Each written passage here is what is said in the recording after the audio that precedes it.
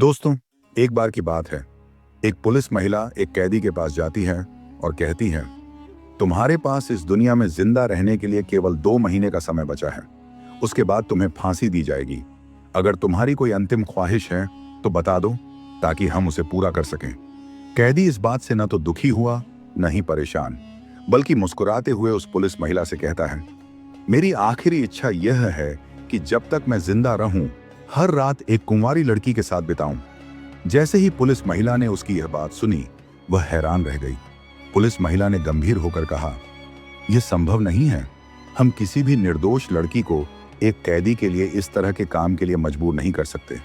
फिर कैदी मुस्कुराते हुए बोला, अगर ऐसा है तो आप ही मेरी ख्वाहिश पूरी क्यों नहीं कर देती? पुलिस महिला थोड़ी नाराज तो हुई, लेकिन धैर्य रखते हुए बोली, मैं एक पुलिस अधिकारी हूं। एक पुलिस अफसर अपने कर्तव्य और मर्यादा से बंधा होता है। मैं ऐसा नहीं कर सकती।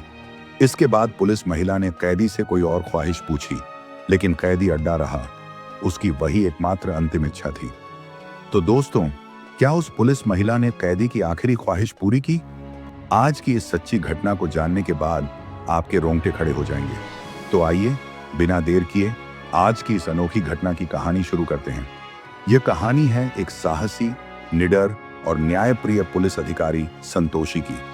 उसने पुलिस विभाग में अभी कदम ही रखा था।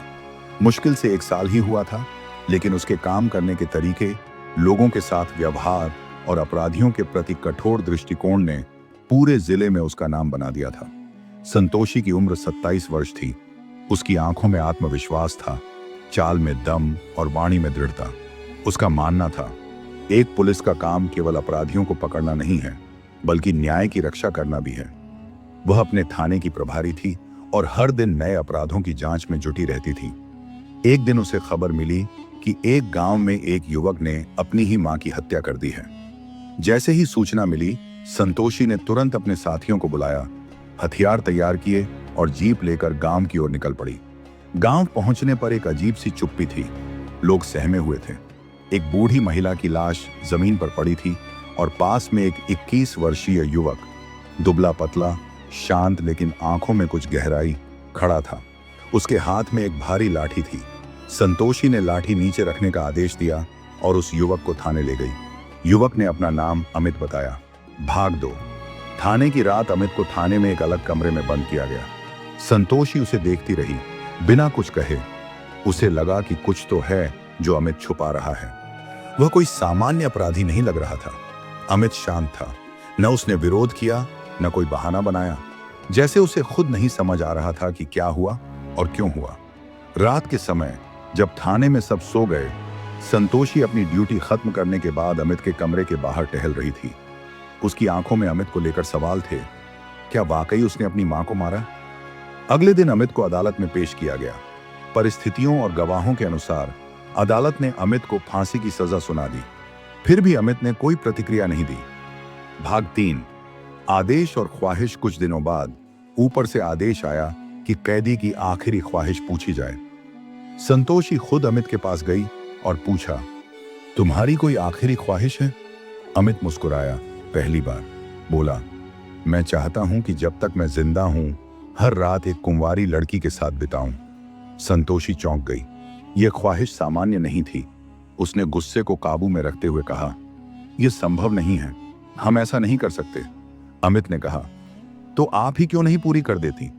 अब संतोषी स्तब्ध थी। कुछ देर खामोश रही, फिर बोली, मैं एक पुलिस अधिकारी हूं, मैं ऐसा नहीं कर सकती। अमित चुप रहा, फिर मुस्कुराकर बोला, तब फिर किसी और लड़की को भी मत भेजिए। भाग 4। सच का सामना। उस रात संतोषी सो नहीं पाई। उसके अंदर एक द्वंद्व चल रहा था। एक तरफ कानून, दूसरी तरफ मानवता। अगले दिन वह अमित से मिलने गई और फिर से पूछने लगी, क्या वाकई तुमने अपनी मां को मारा था? अमित की आंखें भर आईं। उसने कहा, मैं अपनी मां से बहुत प्यार करता था। उस दिन कुछ लोग हमारे घर पर हमला करने आए थे। वे मेरी मां से पैसे छीनने लगे। मैंने लाठी उठाई, लेकिन जब तक मैंने वार किया तब तक वो जा चुके थे और मेरी मां जमीन पर गिर चुकी थी। लोग सोच बैठे कि मैंने ही मारा है। संतोषी उसकी आंखों में झूठ नहीं देख पाई। भाग 5। पुनः जांच। संतोषी ने मामले की दोबारा जांच की। उसने गांव वालों से गुपचुप बात की पुराने झगड़ों की तहकीकात की और पाया कि उस दिन कुछ लोग वाकई अमित के घर गए थे। एक गवाह भी मिला, एक बुजुर्ग जिसने देखा था कि 3 लोग भागते हुए घर से निकल रहे थे। इन सबूतों के साथ संतोषी ने उच्च अधिकारियों से संपर्क किया और पुनः मुकदमा शुरू करवाया। अमित को अस्थायी राहत मिल गई थी। भाग 6। आखिरी मुलाकात। उस रात संतोषी ने सोचा, अगर ये मेरा भाई होता तो क्या मैं चुप बैठती? वह साधारण कपड़े पहनकर अमित से मिलने गई। उसके चेहरे पर भावुकता थी। अमित ने उसे देखा और कहा, आप जैसे पुलिस अधिकारी मैंने नहीं देखे। संतोषी बोली, मैंने तुम्हारी ख्वाहिश पूरी की क्योंकि तुम्हारी आंखों में सच्चाई दिखी, लेकिन अब मैं चाहती हूं कि तुम अपने लिए न्याय की लड़ाई खुद लड़ो। अमित ने सिर झुका दिया।